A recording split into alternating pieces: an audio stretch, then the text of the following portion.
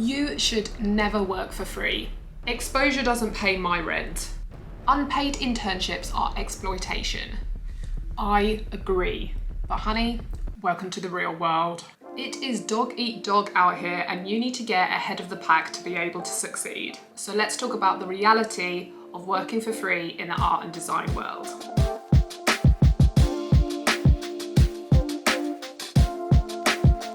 My name is Hannah Bennyhood. Welcome to my channel. I am an artist and architect living and working in London. On this channel, I share my creative journey and the lessons I've learned along the way. If that's something you're interested in, be sure to subscribe so you can see more.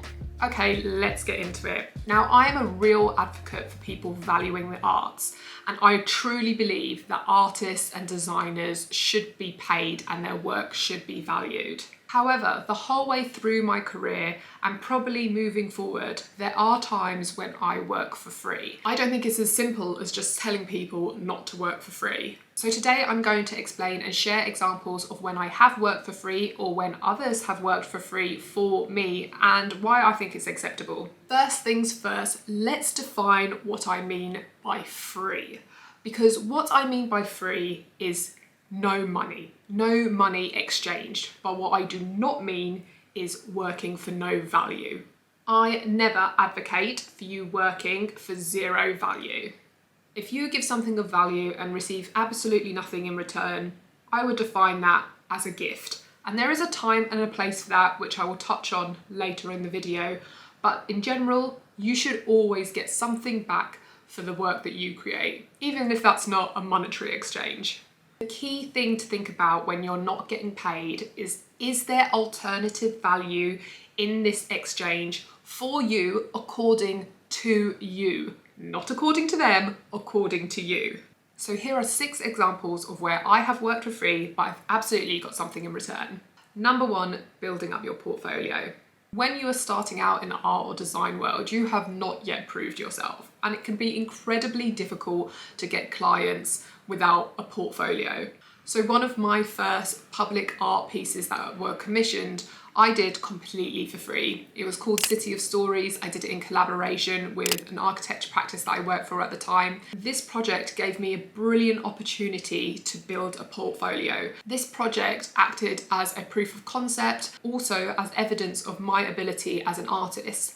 I then went on to use that project to apply for grants and funding and show other clients, so they later invested in me. This project really helped me kickstart a career and totally paid off. Number 2, finding your way into a new industry. A lot of industries are about who you know, not what you know. And if you were self-taught, like I was, which meant I had no connections to art institutions, or if you don't have a rich family who has someone who works for a gallery or something, you kind of have to find a different way to sneak in. When I moved to Vancouver, I wrote to a really prestigious artist called Tangible, and I asked if I could intern for them 3 days a week completely for free.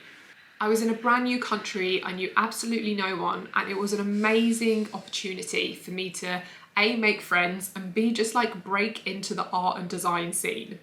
I did the internship for 3 weeks, which means I gave them 9 days. I made some friends and I got an introduction to a maker space where I eventually actually got a paid job. This was completely worth it for me, and the key to this is that there was a time limit on it. I didn't give them all my time for free. I don't agree when artists or practices or design studios advertise for full-time free internships. But doing a short-term internship for free, I see more as adult work experience. Get in, get out. It could be a brilliant way for you to decide, is this even a career that you want? For me, it really helped understand the business of this artist and what I could potentially do with my career. Number 3, raising your profile. So raising your profile does connect to this idea of you should do this work for free because it will be great exposure. And you've got to be careful with this. So let's make up a fictional scenario. Imagine you're a wedding dress designer and someone asks you to lend them a wedding dress free of charge for a shoot, and they promise you that 50,000 people will see this shoot. You agree, and then it turns out that they put this shoot in the middle of a football stadium where absolutely no one has any interest in wedding dresses. Now, technically technically what they said was right, but the audience you were exposed to had absolutely no value to you. As an example of when I have worked for free to raise my profile was when I worked for the Architecture Foundation as a young trustee. I did this position for 2 years. My time commitment for this role varied over the years. Sometimes it was a couple of hours a month, sometimes it was pretty full on. As well as contributing to a cause that I believed in and making some friends, I think the biggest amount of value that I got from doing this was exposure and raising my profile within the industry of art and architecture. Me and therefore my art practice was platformed and amplified by the Architecture Foundation. And the Architecture Foundation has a very specific audience which has high value to me. I really benefited from this very targeted exposure. That exposure through the Architecture Foundation means that I have curators from the V&A and from the Design Museum follow me on Instagram and actually interact with my work. This is very good for me. Number 4, learning a new skill. If you want to upskill yourself and you don't want to pay for a course, a brilliant way to do this is to find someone that you can assist for free to learn a new trade. For example, I really wanted to learn how to use spray paint, so I asked Albert from Bud Studio if I could assist him for free twice when he was working on some projects that I was involved in. He very kindly said yes, and within those 2 sessions I had learnt enough to be able to go away and teach myself how to use spray paint confidently. It should be noted that it's not always a good deal for the other person, even if you are offering your services for free. There is a possibility that you might actually slow them down or make mistakes that they have to correct. So just bear in mind, they are absolutely within their right to decline your offer of free labour. Because remember, there has to be value in it for them too. Number 5, building your freelance network. So for this example, I'm going to share when someone worked for me for free. When I finished building these shelves, I was looking for someone to photograph them for me, and I did a shout out on Instagram. The photographer reached out to me and said he was up for photographing them for free because he was doing a series all about artists in their studios. He said he was up for photographing my shelves for free if I was up for being part of the series. And of course, I said yes. What a deal. But in this story, I think what's particularly interesting is that I absolutely loved the photos that Tim did of my shelves. And that means subsequently, I have hired and paid him to pretty much photograph every single project I've done since. So for Tim, doing that one shoot completely for free has resulted in multiple paid opportunities, and I hope there'll be much more in the future. Check him out, he's a great photographer. Number 6, giving back to your community.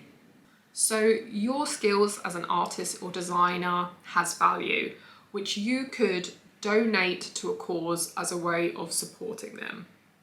But this I very much see as a gift, and it's completely within your discretion of when you give something like this away. I have had quite a few times where I feel like people have kind of taken the mick a bit with like what they're asking me to do for free. But let me share an example of when I have worked for an organisation for free. I was approached by some lovely people who are running a queer film night near me. They asked if I was up for showing my Girls of the Light projections as part of one of their film club nights. I knew they had absolutely no money, but I loved what they were doing and I wanted to support it. And I want something like that to exist in my community. So I said yes. They paid me in a pint and a free film ticket. It was very chilled and relaxed. They asked me for no new work. I had an absolute great time and I was honoured to be part of the evening. In contrast to that, I had another group get in touch with me who ran a charity, which I thought was amazing, but they asked me to design a logo for them. Even though I absolutely loved what the organisation stood for, I explained that was not something that I could do for free. A logo has so much value to it. It's also incredibly difficult to do. There would be a lot of back and forth. There would be a lot of revisions. I just knew that this kind of project had nightmare written all over it. So I politely declined and wished them all the best. The further along you get in your career, the more requests you are going to get for your time. Whether that be donating your artwork or giving interviews or being a mentor or speaking on panels. And it's completely in your discretion on whether you donate that time or not. Do not let anyone make you feel guilty for saying no. And as a reminder, most people working for charities and schools are actually getting paid. There is no reason why they shouldn't pay you as an artist or a designer working for them. Don't let them fool you. So to summarise, these are the 3 things I think you should consider when you're working for free. Number 1, if you're not getting paid, what alternative value are you getting? Number 2, is there a clear time limit on your contribution? And number 3, I would also consider, is your free work harming the industry as a whole? I hope you found this video helpful. Do give it a cheeky thumbs up if you did. Good luck with navigating this world of art and design. It's very tricky. And also, if you don't agree with me, let me know in the comments. I'm happy to hear other opinions. Otherwise, till next time, I'll see you soon.